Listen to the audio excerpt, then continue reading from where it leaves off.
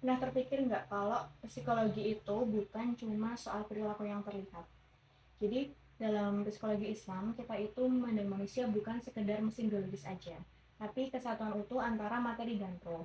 Intinya, ini adalah studi tentang jiwa manusia berdasarkan sumber wahyu, Al-Quran dan hadis, serta akal suci. Nah, tujuannya itu bukan sekedar sembuh dari trauma, tapi mencapai ketenangan batin atau tatmainul qulub.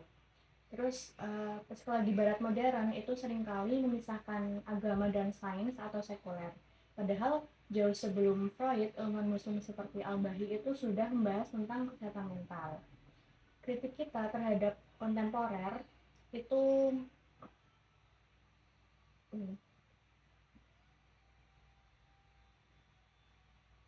langsung sing keluar gak sih saya ulang pertama. Oke. Psikologi modern barat itu psikologi barat modern. Oke. Psikologi barat modern itu seringkali memisahkan agama dan sains atau sekuler. Padahal jauh sebelum Freud, ilmuwan muslim itu seperti Al-Bahi sudah lebih dulu membahas tentang kesehatan mental. Kritik kita terhadap psikologi kontemporer adalah mereka itu sering lupa kalau manusia punya dimensi spiritual. Psikologi Islam itu hadir untuk melengkapi potongan yang hilang itu dengan menyatukan sains dan nilai ketuhanan.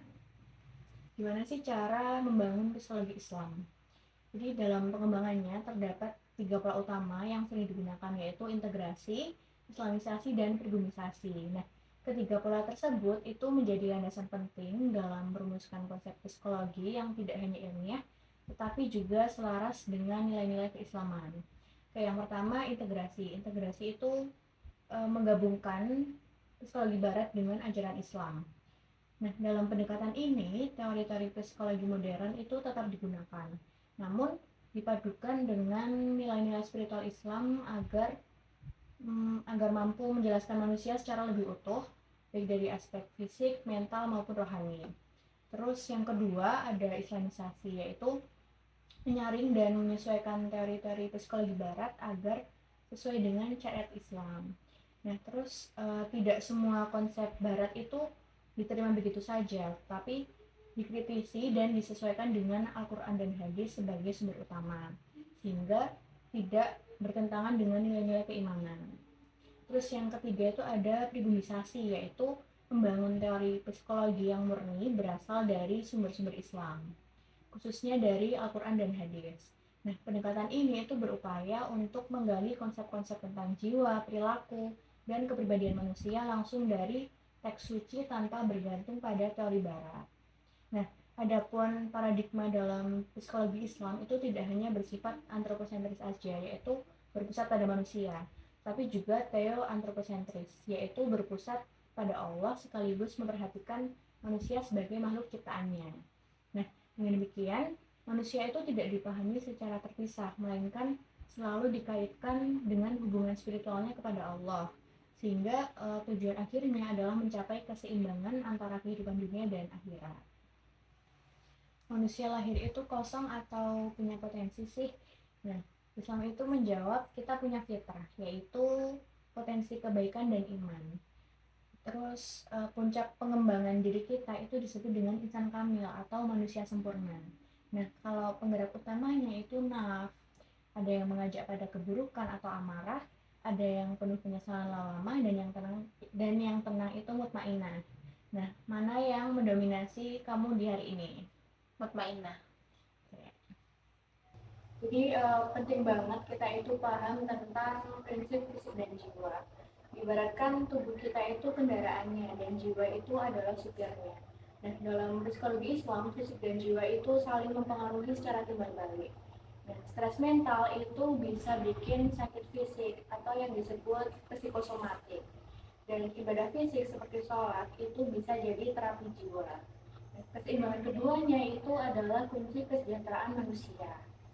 Terus masuk ke tipologi kepribadian. Jadi kepribadian itu bukan cuma introvert atau extrovert aja, tapi Islam punya tipologi kepribadian berdasarkan kualitas moral dan spiritual.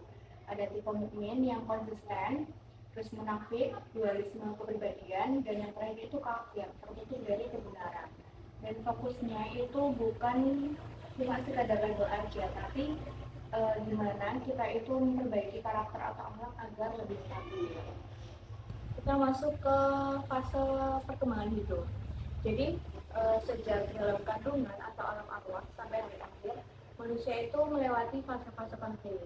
Nah, uniknya dalam Islam, fase dewasa itu bukan cuma soal kemandirian finansial aja, tapi mencapai usia arba'in sanah, yaitu 40 tahun, sebagai puncak kematangan spiritual.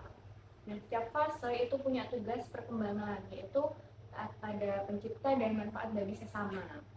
Nah, terus kita masuk ke psikologi Islam di berbagai bidang. Nah, ternyata psikologi Islam itu aplikatif sekali ya. Sekolah atau dunia pendidikan kita bicara soal adab sebelum ilmu. Terus di kantor atau organisasi kita bicara tentang kerja sebagai ibadah. Dan di bidang klinis kita pakai terapi doa dan zikir. Terus di bidang sosial kita menekankan ukhuwah atau persaudaraan. Nah, jadi ini bukan sekedar teori di atas kertas. Al-Quran itu merupakan manual book bagi jiwa manusia. Nah, di dalamnya itu terdapat berbagai istilah dan konsep psikis yang sangat dalam dan menyentuh aspek batin manusia. Nah, Al-Quran itu tidak hanya membahas perilaku lahiriah, tapi juga mengungkap kondisi hati, pikiran, dan perasaan manusia secara menyeluruh. Al-Quran membedah berbagai penyakit hati seperti hasad atau iri, sombong, riya, dan dengki, sekaligus memberikan solusi atau obatnya itu melalui pendekatan spiritual seperti zikrullah, taubat, dan peningkatan keimanan. Nah, dengan demikian, Al-Quran itu tidak hanya berfungsi sebagai pedoman hidup, tapi juga sebagai terapi bagi kesehatan mental dan spiritual manusia. Nah, memahami psikis manusia melalui Al-Quran itu berarti memahami bahasa sang pencipta jiwa itu sendiri. Nah, hal ini karena Allah sebagai pencipta manusia itu tentu lebih mengetahui kondisi batin, kebutuhan, serta cara terbaik untuk menimbulkan dan menenangkan jiwa manusia. Nah, karena itu pendekatan Al-Quran dalam memahami psikis manusia itu menjadi sangat penting dalam membangun keseimbangan antara aspek mental, emosional, dan spiritual dalam kehidupan sehari-hari. Jadi di psikologi Islam itu ada 3 unsur penting, yaitu ada ruh, hati, dan akal. Apa sih perbedaan ketiga elemen ini? Jadi dalam perspektif Islam, ruh, hati, dan akal itu merupakan 3 unsur penting yang membentuk kepribadian dan kehidupan batin manusia. Itu sendiri itu adalah esensi kehidupan yang berasal dari Allah. Ruh memberikan kehidupan pada manusia dan menjadi sumber keberadaan yang paling mendasar, meskipun hakikatnya tidak sepenuhnya dapat dipahami oleh manusia. Lalu qalb atau hati itu adalah pusat emosi, perasaan, dan niat. Nah, hati memiliki sifat yang mudah berubah-ubah atau bolak-balik, sehingga bisa condong kepada kebaikan maupun keburukan, tergantung pada bagaimana manusia itu menjaganya. Nah, oleh karena itu, hati itu perlu selalu dibersihkan dan dijaga melalui ibadah dan zikir.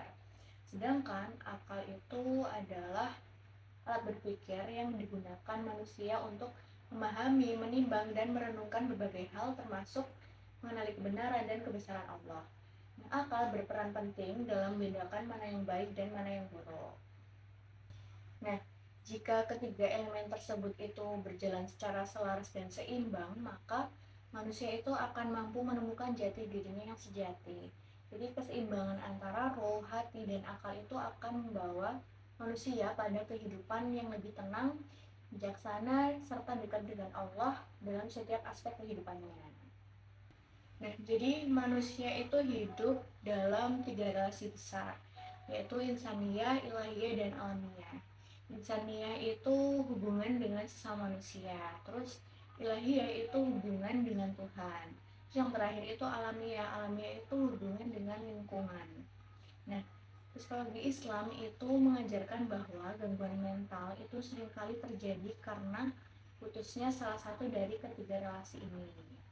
Nah, lalu sehat jiwa dalam Islam itu bukan berarti tidak punya masalah, tapi punya daya tahan atau resiliensi karena percaya pada takdir. Nah, afala takilun, apakah kamu tidak berpikir? Jadi kesehatan jiwa itu bermula dari pikiran yang sehat, hati yang bersih, dan koneksi yang kuat dengan Allah. Inna ma'al usri yusra, di balik kesulitan pasti ada kemudahan.